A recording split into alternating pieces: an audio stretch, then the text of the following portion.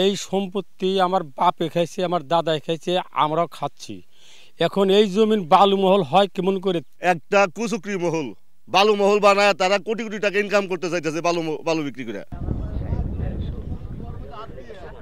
মানিকগঞ্জের দৌলতপুর উপজেলার রাহাতপুর মৌজা যমুনার পাড়ের এই এলাকায় প্রায় ৫,০০০ মানুষের বসবাস। মৌজার অধীনে সব জমি ৩ ফসলি।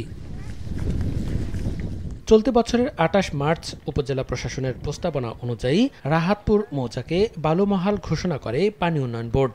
এই সিদ্ধান্তের বিরুদ্ধে প্রতিবাদ করেন এলাকাবাসী। গত ৩ মাসে বিভিন্ন সময়ে মানববন্ধন, বিক্ষোভসহ নানা কর্মসূচি পালন করেন তারা। তাদের দাবি, বংশ পরম্পরায় ওই এলাকায় বসবাস করে আসছেন তারা, দিচ্ছেন নিয়মিত খাজনা, অথচ লোকালয়ের জমিকে প্রশাসন বালুমহালে অন্তর্ভুক্ত করেছে। শিগগিরই এই আদেশ প্রত্যাহারের দাবি তাদের। এই সম্পত্তি আমার বাপে খাইছে, আমার দাদাই খাইছে, আমরাও খাচ্ছি। এখন এই জমিন বালুমহল হয় কেমন করে? নগদের কাছে সব গ্রাহকই প্রিয়, তাই তো সারা দেশে ক্যাশ আউট চার্জ সবচেয়ে কম।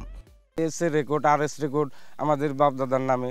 একটা কুচুকরি মহল, বালু মহল বানায় তারা কোটি কোটি টাকা ইনকাম করতে চাইতেছে বালু বিক্রি করে। তবে জেলা প্রশাসনের দাবি, ভূমি বিভাগ ও পানি উন্নয়ন বোর্ডের সার্ভে অনুযায়ী রাহাতপুর মৌজাকে বালুমহাল ঘোষণা করা হয়েছে। আমাদের পানি উন্নয়ন বোর্ড এবং পরিবেশ অধিদপ্তর থেকে যে রিপোর্ট পেয়েছি সেই রিপোর্ট অনুযায়ী আমরা ব্যবস্থা গ্রহণ করেছি।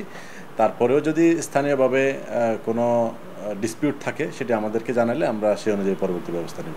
জেলা প্রশাসকের তথ্য মতে রাহাতপুর মৌজার আয়তন ৩৬.৪৩ একর।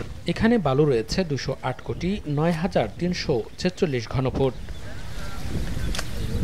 সময় সংবাদ, মানিকগঞ্জ।